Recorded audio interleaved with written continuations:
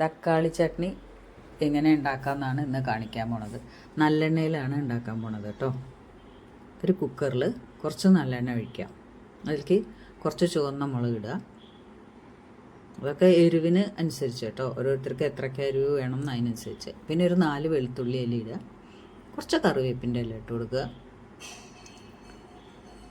പിന്നെ കുറച്ച് പുളി ഇട്ട് കൊടുക്കുക, ഒരു നെല്ലിക്ക വലുപ്പത്തിലുള്ള പുളി. അതും നമ്മൾ മുളകും മറ്റുള്ളതൊക്കെ ഇടുന്നതിനനുസരിച്ചാണ് പുളിയുടെ അളവ് നോക്കേണ്ടത്.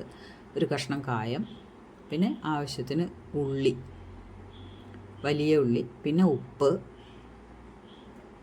പിന്നെ ഒരു കഷ്ണം ശർക്കര, പിന്നെ ഒരു 2 തക്കാളി. ഇത്രയും സാധനങ്ങളാണ് ഇടുന്നത്. ഇനി ഗ്യാസ് ഓൺ ചെയ്യുക.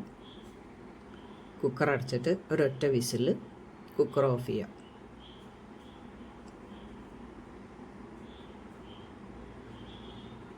ഇതിൽ വെള്ളമൊന്നും ഒഴിക്കണില്ല, അതുകൊണ്ട് തന്നെ അധികം വിസിൽ വരുത്തണ്ട. ഒരൊറ്റ വിസിൽ തന്നെ ഇത്രയും സാധനങ്ങൾ വെന്ത് കിട്ടും.